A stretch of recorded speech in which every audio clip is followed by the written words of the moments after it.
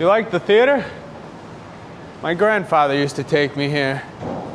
My favorite play was A Midsummer Night's Dream. It was fantastic. And then one summer I came and there was a rat scuttling across the floor. They had an infestation. And to catch these rats, they took an oil drum and put coconut around the lid, and the rats would fall in one after the other until they were all stuck in there. No food, no water. So they started eating each other, one by one, until there was only 2 left. And we didn't throw the oil drum into the ocean. We didn't burn it. We didn't kill the rats. We set them free. And in the wild, the rats didn't want food anymore. They only wanted to eat more rats. We changed their nature. The 2 survivors, just like us, Nikhil, just the way the algorithm changed ours. Well, the algorithm isn't everything, Thomas. We make the algorithm. You're a dinosaur, living in the new world. You got your cameras and your gimbals, but you can't keep their attention. I take out my phone, flip it vertical. I got them hooked. Flash them something salacious, give them something fast, they love it. Everyone needs a hobby. What's yours?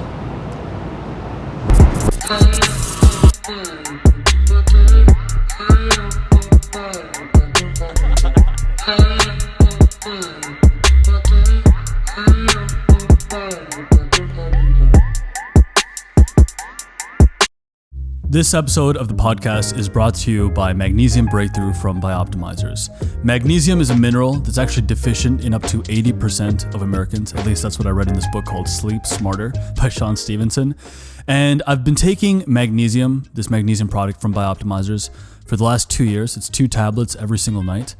And I don't know exactly what the impact has been, but I can tell you that the amount of deep sleep I get every night is between 90 minutes and 2 hours, which is really optimal for muscle recovery, for having great hormones like the appropriate production, the appropriate secretion of testosterone, and just to feel at your best and do your life's best work. In fact, one could make the argument that the best results of your life come from prioritizing great sleep. And this mineral, this supplement, has had a huge impact for me in this regard. It's because Magnesium Breakthrough has 7 different kinds of magnesium in it, so that it maximizes absorption. It's not just taking in the mineral, it's actually your absorption of it. And so it's really important to prioritize, and it's a product that I very much believe in. Bioptimizer's Black Friday mega sale is happening right now and lasting throughout the entire month of November. The biggest discount you can get and amazing gifts with purchases are available only on my page, bioptimizers.com/Captain Sinbad. This is your golden opportunity to stock up and reap all of the amazing benefits it has to offer. You won't find a better deal anywhere else, even on Amazon. Not only in like the past year and a half has YouTube changed, but I think the 2 of us have changed a lot. We have, yeah. Fundamentally, we've changed. I think it's growth, right? It's like we've just built on ourselves and maybe cast certain things off. But like you like don't drink at all. You're like a workout maniac, which like I saw that start to begin. Yeah. Like, and you were working out because of a woman. I was, yeah. And then that hopefully since has, just turned into like you fucking work out because you need to, right? I work out, I think, for the mission now. The mission being like to be able-bodied to do my best work. Yeah. The difference between 3 years ago in the Matt D'Avella era, I mean, he still has his era, but in terms of us studying him and trying to like be like him. Yes. The difference between that era and this era is instead of optimizing for the title and thumbnail that will get me the most YouTube views, I think about YouTube as a secondary thing. And I actually ask myself, like, what's something real that I can genuinely pursue? Just like in your life. In my life. Like, what can I do with my life that I can genuinely pursue? And I would say for around almost coming up on 2 years now, maybe really strongly 1.5 years, but I've been pursuing real things.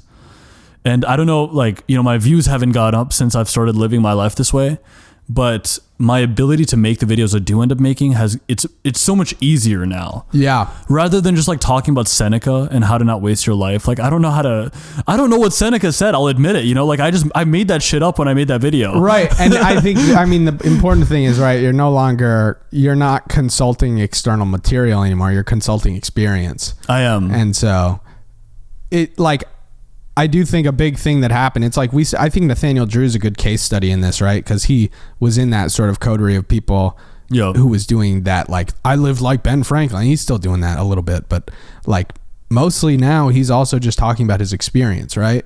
Not to say that I care or watch, but like that is exemplary, I guess, of the transformation that YouTube has undergone. It's like people don't want these like glorified book reports anymore. I don't know why the fuck they wanted them to begin with, but it worked. I think the best way to conduct your life is really to have YouTube be one part of who you are, but like I would say like 20 to 30% of who you are, as opposed to like 100%. I totally agree. Yeah. But I want to know something. So you've spoken a lot about your journey. What does 2024 look like for not just you, but the Captain Sinbad business, the life? So I had set an ambition of making my short film, and I have really set that intention over and over again, and I've tried. This year I actually finished the screenplay at least, so I've actually done something real in that regard. I wrote a screenplay, at least according to Unnage. It's good. It says the C word a lot. Good. Love that word. Because hell yeah, I'm like a Guy Ritchie ripoff, as you know. You're a wannabe British Australian cursor. But also the story is set in like the 1930s in like moving from Ireland to London. So it'd be relevant. It's not cunt. Can we say that? Yeah, we can say anything, dude. I fucking it's my podcast, yeah, bitch. Right? Yeah. if you're gonna release a movie where they rip cunt left and right, we gotta warm them up to it. I know. I'll say it too. I'll get it out there. We're fine. No one cares about that word. No, it's cunt. We're ruthless cunts. Yes. But there's a line. There's a really good line. There's a he says, the land giveth and the cunt taketh away. Oh, hell yeah. That's great. Seeing that through to completion, I meant to make it by today. It's November 1st on recording this podcast, and I meant to have it done like 2 weeks from today. Okay. The truth is we haven't even started filming at all. I am meeting with an actress this Friday. Awesome. But the season kind of got away from me because there's like a lot of company troubles that actually went down these last 4 or 5 months. I'm not at liberty to say names or get too in specifics, but it was a wonderful, humbling experience for me. For a while there on the channel, I was like, oh, we have a company moving at a 7-figure run rate. And I was like, yeah, I'm so fucking sick. I booked the biggest brand deal of my life and all this stuff. We were in talks with we did a pitch meeting to Mall of America. Right. I heard about that. Yeah. That would be agency work. I'm realizing now agency work is actually very, very hard, at least at like the higher rates. Right. They are very demanding, and I'm not that talented of a filmmaker compared to like what they actually expect. So there was a lot of struggle there. There was some internal struggle. 2 people quit, and then I talked one of them out of not quitting. So I realized that in my own leadership, there have been some flaws. You know, I'm like I only am realizing this recently, but I'm a very critical person. I'm very demanding. I always end up getting kind of pissed off on the inside. I'm like, even if it's like a simple thing, like someone setting up a camera too slow, I'm like, no, fucking put it, you know, I want it to be like, oh, why can't we just do it good and fast and right? You know, I have this anger inside me, which I realized like I could just choose not to, I should be very gracious with the team. Right. And then, due to some circumstances around someone on the team, like we were in the hole, like our company account was I thought we were rich as fuck. I thought you were rich as fuck too. We were in the hole $20,000. Jesus Christ. Like my personal bank account went from like a casual 200, 300K, like just in my checking account. Like I was like, I'll figure out what to do with this, to dropping to like $5,000. Holy fuck. And then now I'm back up, you know, this fucking the volatile nature of YouTube. Now I'm back up. Like I'm more or less like not as rich as I once was, but I swung things around. And once I realized what was happening, I made some changes and I brought things back up in the right direction. I mean, I assume I don't know how much you could talk about it, but you just put a bunch of your money into the company, right? No, what happened was originally I was running the books. So like you would send your invoices to me. I always knew what was happening. Yep. I've always been a careless spender, but I've always made sure that more was coming in than going out. Correct. And you would never let yourself get below like a certain personal register. There was even a time where I was like, dude, I'm sorry, views are down. I need to cut your hours a bit. I remember this. There's been ups and downs with the channel for sure. It's Financially. been a rocky road. Yeah. But it's been 3.5 years. But I would say between us, it's more or less been okay. Yeah. It's not been a bad time. No. And I've always kind of like tried to keep your career in my mind as alongside mine. You know, I've always tried to like make sure people were progressing in their own. They felt good about being here. Right. But this April, I turned the books over to someone else. Like we moved everything to a business account, and it was like I was supposed to be in charge of just creative, Captain Sinbad, the creative side. I was taking care of all that, and someone else would be managing the books, managing taxes. Okay, that's fantastic. Like that was so much. Freed up your brain. Yeah, that's not my forte, right? Like running taxes. Not mine either, dude. Yeah. I have an accountant, and he just emails me and bothers me, and I say, Yeah. here you go. I had my version of that. Yeah. And a side of the business that was meant to grow the business.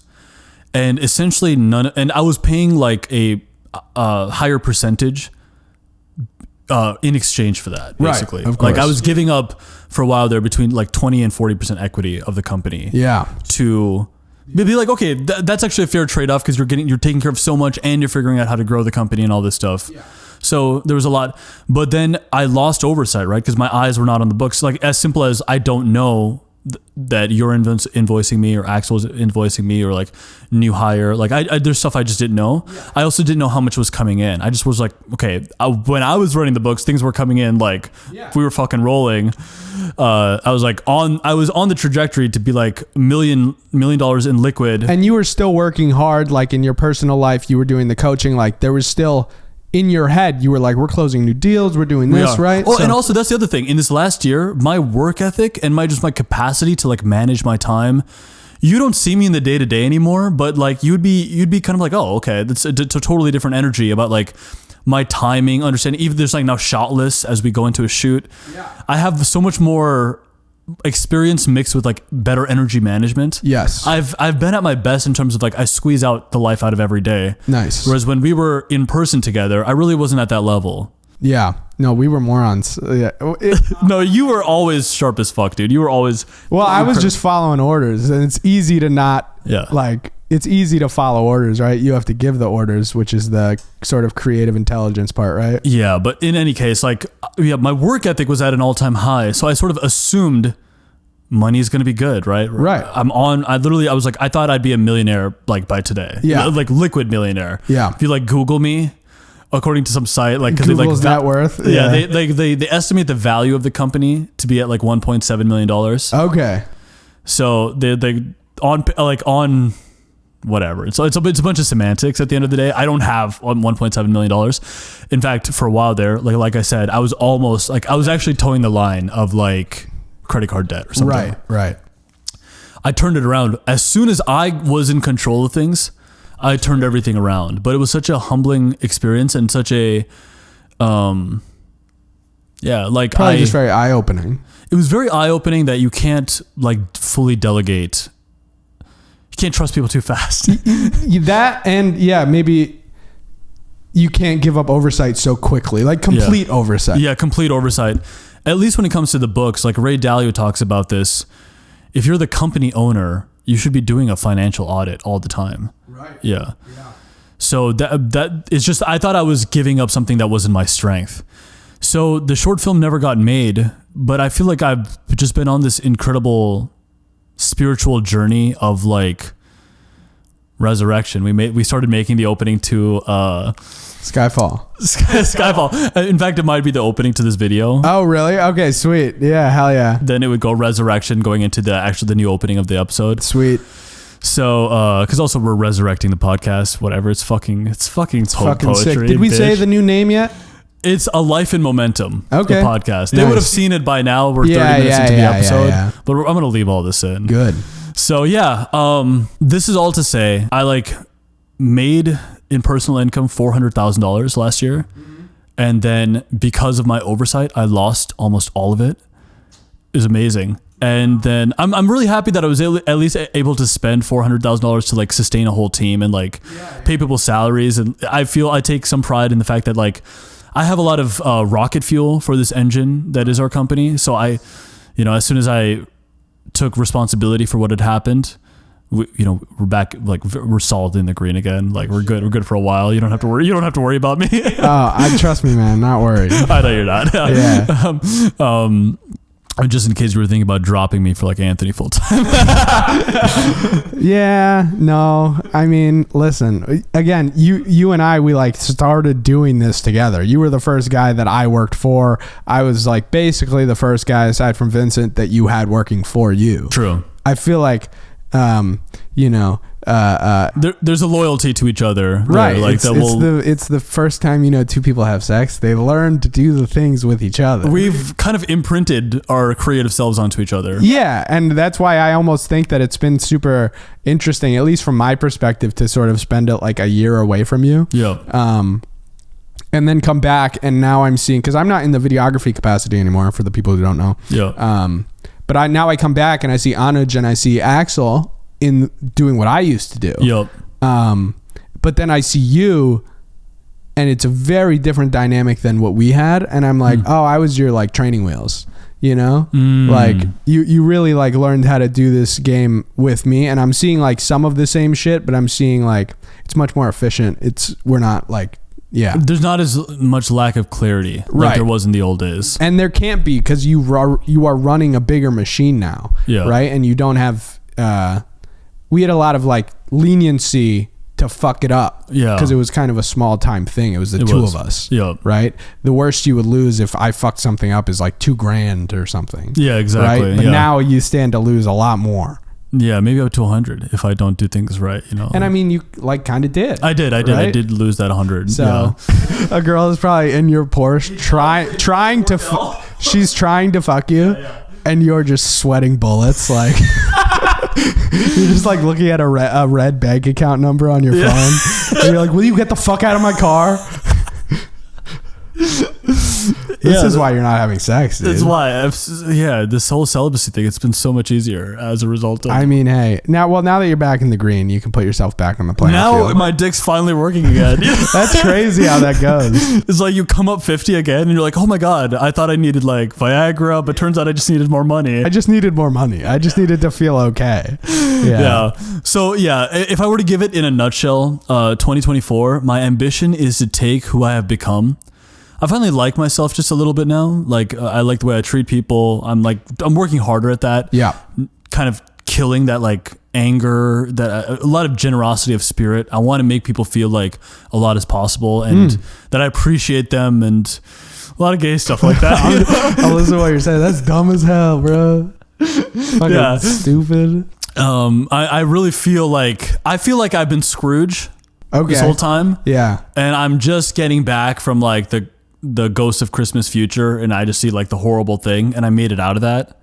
All I lost was $400,000. It's a small price to pay for your soul. Yes. And also I'm 31, not 80, and I still can like, you know what I mean? I can actually still save my life, my soul in my life. Well, I think the one thing that I said to you when this all went down was like, it's better that this happened now and not a year from now for $2 million. True. Like, you know what I mean? Yeah. Yeah, so my ambition is to make the best YouTube videos of my life. In my like coaching program, I teach a concept called market research. Basically, it's like studying, I know you already know this, but for the viewers, it means studying what works on the platform and then kind of like remixing it so that your odds of success increase. Just like how a studio will invest money into a franchise film or like intellectual property. We do that for YouTube as well because it guarantees that those assets will come to the seats. Yep. I want to operate outside of that, which means my initial views might be lower, but the audience who comes to me knows that they can trust me to give them an experience that's worth going on. And it's also like, do you want to forever be the guy who is doing the market research, like who is taking something that exists and then spinning it? Or do you eventually want to be the guy who made the thing that exists that other people fucking spin? Yeah. No, I think I have to re-internalize this. It's tough to do because there's so much money in just rehashing other people's stupid bullshit. There's a ton of money in it. Totally. And you have to say no to that money to maintain your artistic integrity and actually make worthwhile things. Yeah. I mean, it goes back to what you just said. It's the money or your soul, right? Yeah. So what do you want to do? So I just want to like chase real things as like the main thing I do with my life. Chase real things. And also I realize that I can do more with less, you know? It just means saying no to like this idea of being a millionaire by the time I'm 30 or something like that. Like these things that don't actually affect how I feel about my day-to-day life. It means giving that whole thing up and actually living a real life, like making the short film regardless of what goes down. But also like with better business acumen than I've had in the past, like looking over the books, making sure we stay in the green, and also just really treating people well. And one thing I've also learned in my journey these last 5 years is that the journey is hard, but a lot can happen. Like we only just met, dude. What is 3 years? You know what I mean? 3 years isn't shit. Yeah. Next weekend, I'm going to see a friend of mine. Yeah. Who I've known since I was 2 years old. He's my oldest friend on the planet, and the one Indian man that stacks above you on my list of Indian people that I fuck with. Damn. Because I've known him since I was 2 years old. Yeah, dude. I'm in second place of 2. Yeah, I know. That's actually not true. I know so many fucking Indian people. I have like a disproportionate amount of Indian friends for like a white person. Nice. It's weird. That's why my mom likes you. I think she can kind of feel perhaps, your understanding. Perhaps. But, yeah. You know, I think about that, and I was talking to some of my friends that I've known for like decades now, and I'm like, it is different. Like 3 years is not shit. Yeah. I think we've been saying this for the past 2 years, but it's like, I do feel like we've just sort of gotten started and we're just hitting a different kind of stride. I feel like the past year I've been like, on the low, like very much improving myself, like in terms of my editing, in terms of everything. And I feel like the work that I've put in isn't even really showing itself right now. Yeah. But like the moment it does, I just know that in the past, there have been like singular moments where people are like, fuck, like a video I made or whatever the fuck it is, like this is sick. And I'm like, well, I didn't do anything different in this one moment. That's true. It was like that year where you were not paying attention. I was fucking going in. And this year, I feel like I have not had a moment where people were like, whoa, fuck. I feel like the last cool thing I did was voyeurism, like really cool. And since then, I've just been going hard, and I've like seen the little inklings along the way where I'm like, this was sick. I like what I did here. But I haven't had that like big moment, and I'm waiting, and I've been cooking, and I've been going hard. Yeah. And I think that like, you know, it's just, there's so much to be fucking had, and I know it. And I'm like, another thing is like, for 2024 is like, I look back at some of my past achievements, like this short film I made called Voyeurism, and getting to screen that publicly and do stuff like that. And then I think now that it's been like a year, over a year, I'm like, is that the best I'm gonna show for people? Like, is this the best thing I'm gonna do? That's a sad fucking life. It's more than maybe other people have done, but fuck, man, that's not going to be it for me. And so that's what keeps me going on my day-to-day, where I'm like, I want that next moment. Like, I want my next big moment. I want to screen something again in front of people. I want to make these people fucking scream. I feel like such a fucking loser if this is all, if this is all I've done. Like, some people are like, oh, it is so sick. You've got like 500,000 subscribers. Fuck is that? I'm like, I am a fucking loser. Yes. Like, if this is where I landed, like a dude who made self-help videos who landed at 5 and like a couple funny videos. Yeah. To like whatever to this place in Minnesota, and this is where I ultimately landed. If I'm like 50 and those are my achievements, kill me. That's like damn. I feel really bad for those people who are like the varsity player in high school. Like, that's what that would be. I mean, that's why those dudes are like the stereotypical, they sell carpets and they're unhappy, right? Like, and no offense to people who sell carpets. It's more that, you know, I'm not done. And I think you forget, because you have those really cool moments like along the way. Yeah. And I think like when I had my first like big screening for people in a theater, and this theater it was sold out, and my video got the fucking sickest reaction I could have dreamed of. It was fucking awesome. it made me just want to submit my shit and get like a bunch of screenings lined up. And then I was like, oh, maybe I'll submit some older videos. Maybe I'll do this. And I didn't submit anything else because I was like, fuck, no, I want to submit something new. I want to submit something better. And I want to like just fucking wipe the floor, you know? You have to keep proving to yourself that you're not a mistake. Like, you know, you have to like repeatedly prove to yourself that you got more in you and then there's more story to tell. Yeah. And I think at least for me, one sign that I am hitting that is like I watched back Voyeurism when it had that good reaction in a theater, and it must have been it was over a year old at that point. And I watched it and I was like, damn, this is trash. Everyone is constantly in this existential thing like, fuck, dude, like I hope I do something new because I've just been running the same shit for a while. I haven't leveled up in a bit. And I wonder, that feeling probably never goes away. I don't think it does. The only way you can like deliberately tell yourself like, I actually might be sick as fuck and I can trust that I'm going to get sicker, like my life is not going to be a waste, is that when you look 2 years back or 5 years back, because like it's like we just said, maybe the title of this episode is like stick it out for 5 years or something. Right. Just put in another 5 years. Yeah. What if we're on, you know, we've been working together for 3.5 years. To be fair, our careers could take maybe your video blows up, then you hire your own people. You can't work for me anymore. You know, like things could definitely change. But if we know, let's say we're acquaintances in some capacity for the next 8 years. I think we'll know each other for the rest of our fucking lives, dude. Yeah, we will. We will. Yeah. This blip in time is something that we can only understand 5 years from today. Yeah. I'll be like, oh, dude, I remember when you thought voyeurism was like your peak. Right. You know, and just like how my Cadillac commercial like 5 years ago. It was your hype thing. It was like the biggest thing I'd ever done. And even as of today, like this morning, because something didn't go to plan, you know what it was? Is that brand, this one brand who shall not be named, needed some more revisions. And I was like, dude, my career's over. Literally, they're just like 2 revisions like I can do in 30 minutes. Yeah. It was enough to like for people to be like, damn, dude, I'm just in the same place. I'm stuck. Well, and even like I was talking to some guy who was a fan of you, and he reached out to me and wanted to talk just about like my journey in editing and stuff. And he wanted to like ask me questions, and he's talking to me, and I, at this time, think I'm a piece of shit who's done nothing and suck. And I'm talking to this guy who's like very interested in how much I've worked for you. And he's like, yeah, I like got like a brand deal with this company for like $2,000. And I was so hyped for the guy. I was like, dude, that's awesome. Like your first $2,000 deal. That's sick to edit a video. That's fucking awesome, man. And then I continue to think I'm a piece of shit. And then I'm like, wait, I can get, if I wanted 7 $2,000 deals for this month, if I wanted to.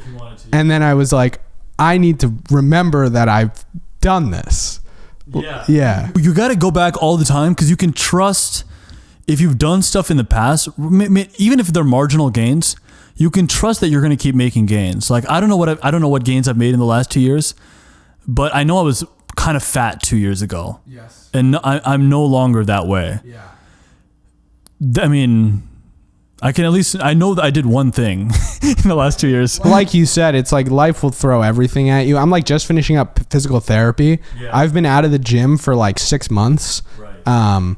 And I like just climbed for the first time like yesterday, and I'm like not feeling bad today, which rules. I'm like fucking hyped. Yeah. And it's the same thing that happened with your business. It's like, I did not expect to get injured. Definitely not like this. I definitely didn't think it would take 6 months for me to get back. Yeah. But here we are. And it's like, so I didn't progress in the gym much this year, really at all. I probably regressed. But that's fine.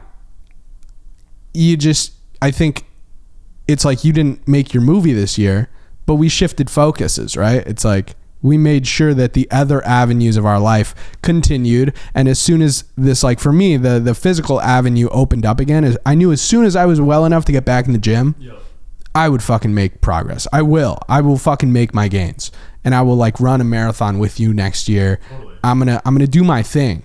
Right. Yeah. And so I think you just have to like, you can't feel bummed that you didn't finish your movie or whatever. You can, but it doesn't serve anyone. And you got to just like focus on like, all right, I can't do this now. Life is going to throw shit at you, right? Totally, yeah. 2024 is going to throw some unexpected shit our way. Totally. I know that. Yeah. But it's like, all right, what did I do? I kind of came close to writing a full book this year. That's insane. Yeah. On the low. And it's like, it's almost done. Yeah, you mentioned it like once to me. Yeah, but I started it like in January, and I like thought it'd be done like in June, and it's November and it's not done.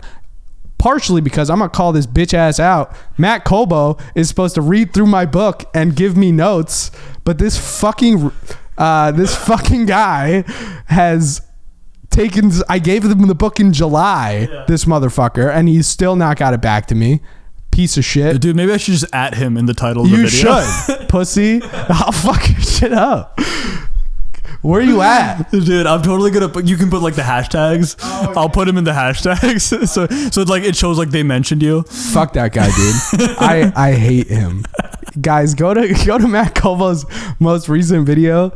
A, unsubscribe if you're subscribed, and B, dislike, and C, leave a hateful comment, because what a fat piece of shit. Am I right? Fucking Canada. Yeah. What do you think? You know, we always end these episodes with our 5 big takeaways. Oh yeah. Takeaway number 1, fuck Matt Colbo. Dude, you know what takeaway number 1 is? What? I don't know what we're gonna call this one, but takeaway number 1 is that we are such men who we're adaptable. We will find a way to progress in something all our lives. Yeah. I don't think you and I will ever be, well, we may ever get anxious and depressed, but we'll never stop moving where we can. I don't think we're capable of it. Because that's what makes the anxiety and the depression much worse. Yeah. Yeah. Like the movement is a distraction. This girl I was talking to, she says she takes her depression naps. And I'm like, I could never do that. Like, you're already depressed, right? Well, I'm just like, damn, you're indulging it. You're like, you're like, let it. I take my depression work. Like, my girlfriend will like roast me sometimes because she's like, oh, you finished Nikhil's video and let's on your day off spend the entire day working on a video of your own. And I'm like, well, when else am I gonna do it? Yeah. And also, what else would I do besides be unhappy? Dude, but now I bundle up, I wear like the ski mask, and I run outside when it makes no sense actually. Like, it looks physically ridiculous because I'm like trying to dodge the ice. Yes.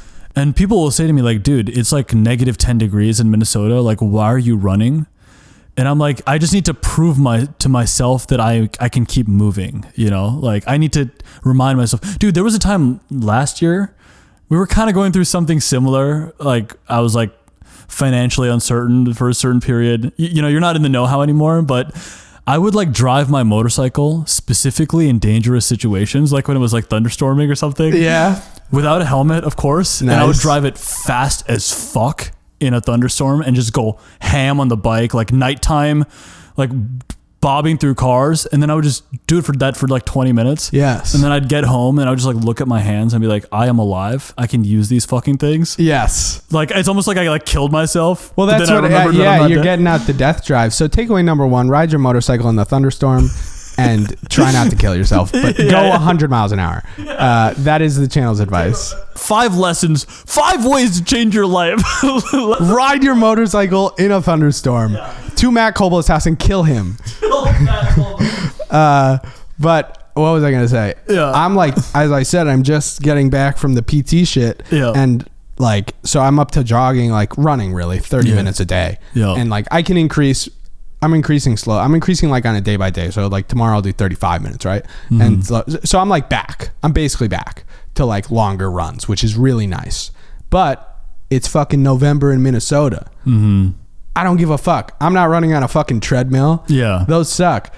And so it's like all I've wanted to do for the past 6 months is run. Yeah. I've literally looked at people on the street and been fucking mad jealous. I've been jealous of you. I've been jealous that you ran a marathon. I was like so planning to do that this year. Yeah. And so now that it's here and it's like, whatever, it's 10 degrees. Suck my cock, winter, right? Yeah. Like, let's go. Dude, it never even occurred to me. In winters of the past, I'd be like, well, it's cold. I guess I just can't do anything. You can't go outside. That was literally me. When it came down to shooting, like shooting in a blizzard, we would do it. We would do it. But when it came to exercise, I'd be like, well, it's too cold. It's icy. I could fall. Like, I was like... Yeah, you were a bitch. I was such a bitch about it. And now I'm like, okay, it's 10 degrees. I need to do this outside. It's like, and it's 5 p.m. and also I have no friends. Yes. Because I live like in the middle of nowhere, like more, I mean, I live 20 minutes outside the city. But like we have to do these things to, I think lesson number one, genuinely, we're finally arriving at it, is that you need to keep moving and keep progressing in the terrains of life that give you access to them. Yes. Life will fuck you in some ways. Totally. But in some areas of your life, however minute, it will leave you unfucked. And that is a gift. You can use that unfucked space and like plant a little like a garden of like progress. And tend to that shit. Yeah, and tend to that shit. And then I think maybe takeaway number 2 is where life does fuck you. Yeah. Okay, what'd you do? What'd you do wrong? How can you avoid getting fucked again? How can you make sure you'll never get fucked again? What work do you have to put in to make sure you never get fucked in this same way again? Yeah, usually it's your fault in some regard, or it can be a fundamental character transformation to let you be better. And it like might not even like, I think we will put fault on ourselves because we do like the extreme ownership shit. We're ownerships. And we will find it. Yeah. Like, because then if you take fault, then you can take, it's more taking responsibility, right? Yeah. So you can avoid getting fucked again. But it's like, okay, I probably strained an intercostal muscle in my rib cage by going for like a dyno climbing. And I probably just like yanked my fucking body apart.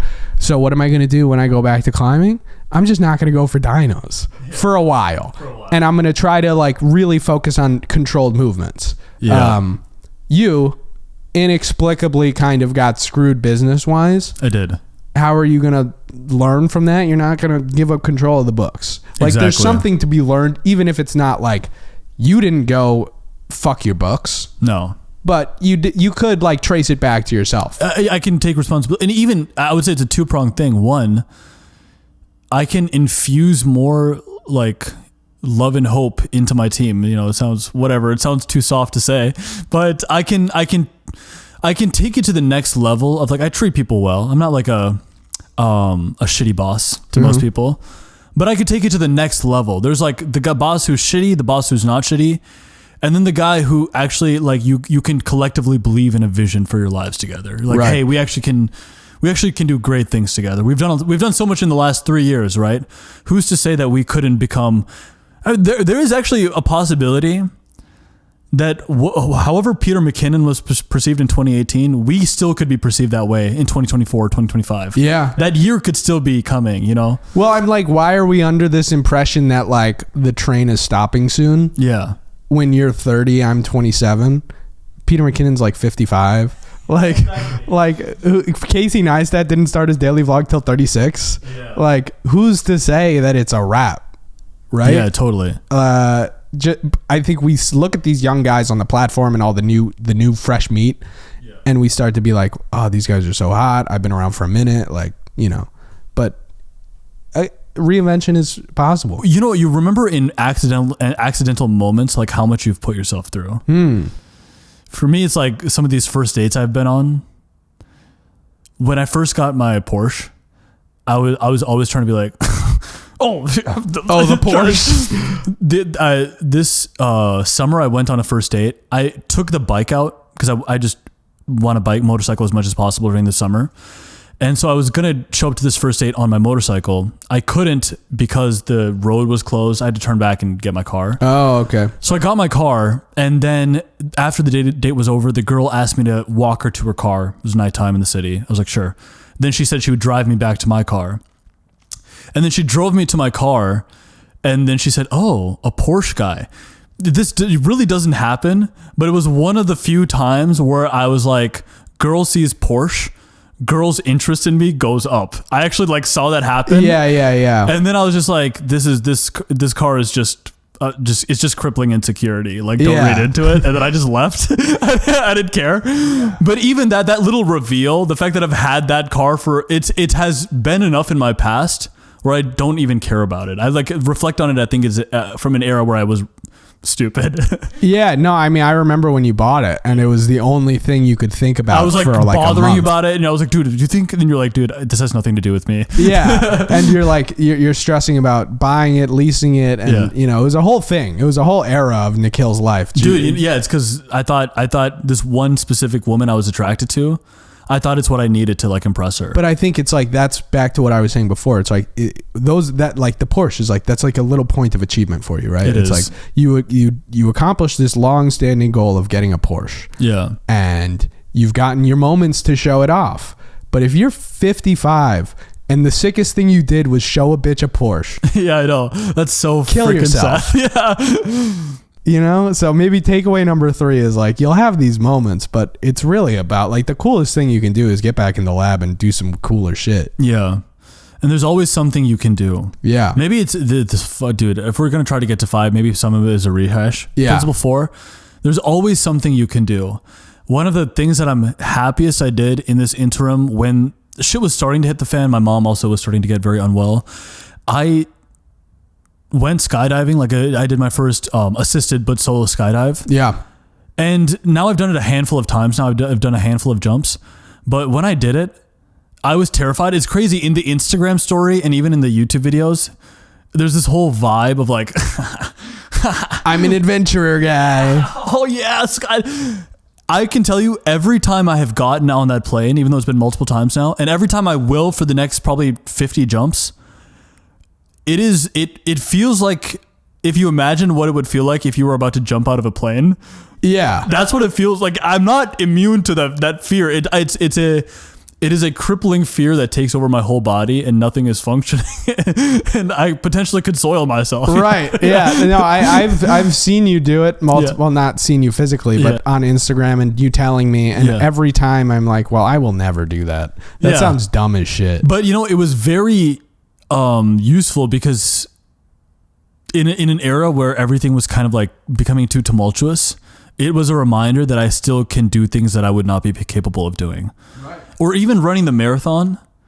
Our marathon got canceled this year. The Twin Cities Marathon, for the first time in I think 48 years, it got canceled. Yeah. And I ran it anyway with my buddy Nathan, who came in from out of town. And the feeling that I had after that was done, I think it really was worth. It'd be worth a lot of money to be able to bottle up that feeling. It was like this confidence that I didn't have in myself. Like I can actually just like, if I can just force myself to do a thing. Right. It was, yeah. So I think for 4 is like, find places where you can progress, like forcefully find those places. I'm honestly rehashing a point. Yeah. I mean, it's good. I think it's almost like almost like if you've set an intention, like follow through with it, like complete the thing, because you will show yourself that you can in fact complete the thing. And even if the rest of your life is fucked, I know the unfuck shit is in my head. So like, even if the rest of your life, even if certain avenues of your life are fucked currently, finding things that you can accomplish will give you the confidence to approach those fucked parts of your life and be like, well, I ran a fucking marathon in the heat fucked atmosphere where they canceled the damn marathon. They canceled it due to heat, and we ran it anyway. And you ran it anyways, and you didn't die. So I'm probably not going to die when I try to fix my company. Exactly. I'm probably going to be able to do it just fine, because it's probably easier than running 26 miles. Yeah, totally. And also all these things, it's just a feeling in your head. Like, you know what $1 million feels like? It just like waking up and being hungry and like needing breakfast, and you know, like, it feels the same as every day. Exactly. Yeah. We both work with a guy who's very rich, and I don't know how much happier he is than us. I think it's probably about the same. I think it's probably about the same. I mean, I look at all like these guys, YouTube guys, everybody, a lot of people with money, and I look at them and I'm like, wow, you are insecure. It's crazy how many, like, especially over the last year, I probably worked with maybe 4 or 5 millionaires. Dude, the millionaires are the most insecure of the bunch. It's a very specific demographic, like age 38 to 50. Millionaires, self-proclaimed millionaires. They also want you to know that they are. And like crazy insecurities, like seeking validation from me, some random dude. And also from YouTube. It's like, for some reason, all these guys, not to shout out to Anthony Vicino, that's my guy. But he's never going to get this far into this video. No, no chance. Unless somebody fucking timestamps it for him, which do not do that. But that being said, it's like, it goes back to what I was saying earlier. I hear the words like 40-year-old influencer, and I'm like, God, if that's me, bro. Somebody, dude, you know you are going to be a 40-year-old influencer. Oh, no, hopefully I'll be 40 years old and making like a movie. Like, I don't want to be a fucking influencer. Yeah, but then you'll have like 200K on Instagram or whatever it is. Maybe, but it's like, you don't consider, like, I'm not going to be Martin Scorsese, but you don't consider, Martin Scorsese is not an 80-year-old influencer. No, true. Martin Scorsese is a film director. He is. Yeah, they accidentally have a following on something because of the main thing they do. Right. I'm not trying to, like, I feel like influencer is for the people who are like trying to hack the system. Yeah, they're like going for the clout. Yeah. Like, they want that shit, and I don't. We want the same thing. We want to make stuff that moves people. Right. And we ultimately, the audience we want to satisfy is ourselves. But we want to make stuff that moves, like, genuinely, look, this had an impact. Yes. And it's like definitive. Like, this is a real fucking thing. Well, it's like, I screened voyeurism in a live audience, and the reason I got so hyped was because it was something I had never felt before, where it was like, I saw people in a theater laugh at something that I did. And it just made me want that again. Like, more than anything else, like, a YouTube comment can fucking just, it's nothing compared to a real fucking reaction. That's not true, guys. Your comments are the reason I'm still alive. Drop a comment. Please give me validation. Drop a comment. Yeah. Leave a like. Tell me I'm relevant still. You like us, right? But it just made me really crave real fucking experiences. Yeah. Like, and I think at bottom, like, it's not about those moments, but part of the reason I will, like, go and put in a year of work where no one's paying attention is so I can come back and have them. Mm-hmm. Because they are fun, they are validating.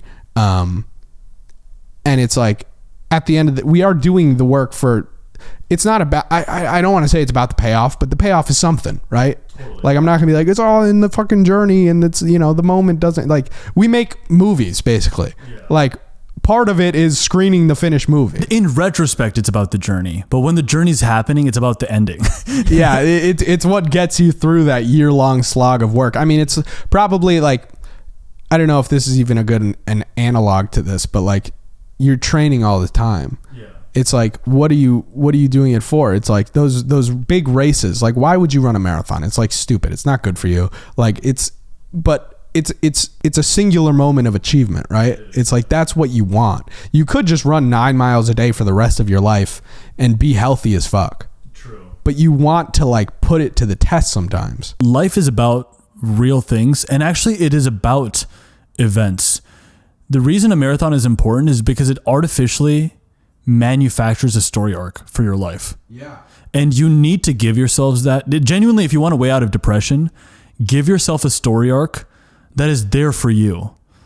You know, it could be like, okay, millions of people have ran marathons. Well, it's fucking stupid. You're eating all these goo gels. It's actually not even healthy for you.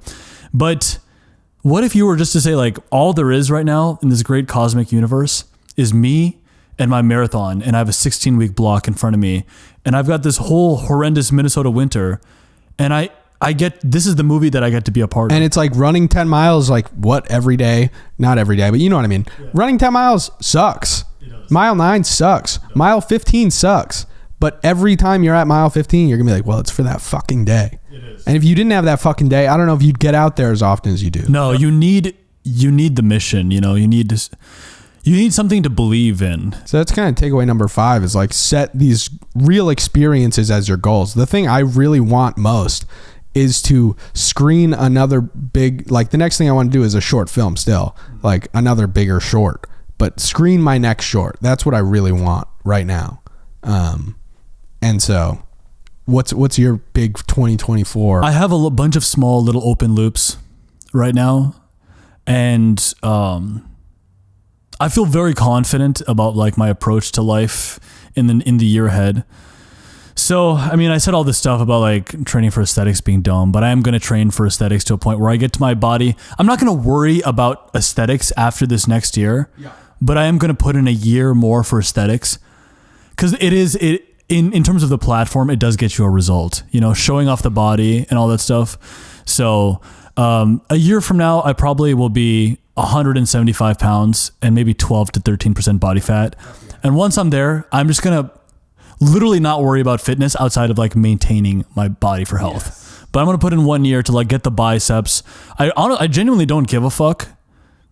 I don't give a fuck at all, but it's actually business ROI. That's what I was going to say. It's actually just a good business move because I kind of know you at this point. Yeah.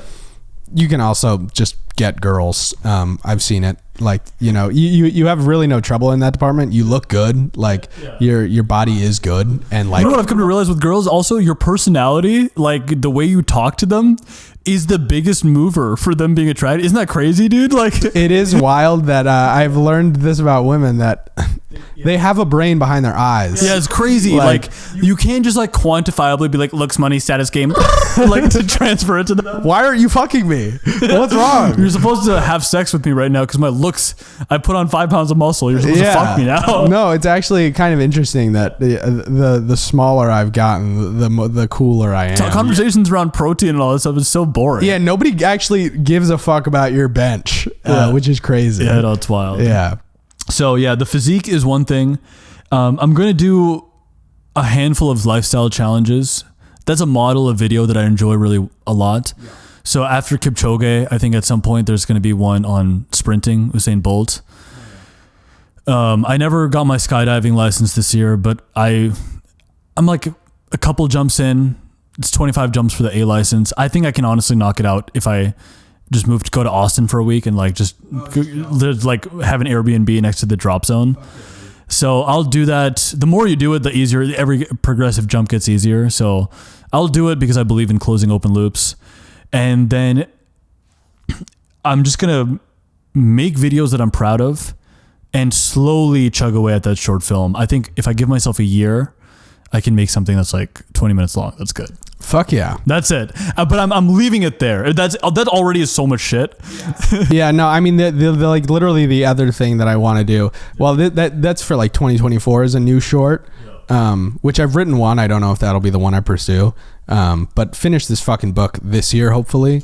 And like release it next year. Oh, it'd be so cool to have it like. Oh, I want a physical fucking thing. You know, I rewatched this movie Little Women. It's a banger movie, to be honest. Florence Pugh is one of the main girls in there. It's like a remake. It's a remake of the original, but the very final scene, because the main character Jo March, she just loves writing books. Her sister burns one of her books. It's like she loves writing, and the original ending of the book is she gets married to this professor dude. She just marries a professor. Yeah. The ending that they rewrote, they just like restructured it. They kind of Christopher Nolan this movie is she goes to New York. She like negotiates with a publisher, and then it's this incredible scene where it's this old fashioned way of a book being typed out, printed. Oh, nice. It's like pressed together, yes. And at the end of she's holding her copy of the book. It just says Little Women by Jo March. Oh, that's awesome. And it's just like this insane ending. So like that'll be a sick. That'll be one of those moments, like holding the physical thing. Physical copy of that book. And dude, you know why I started writing that book? Yeah.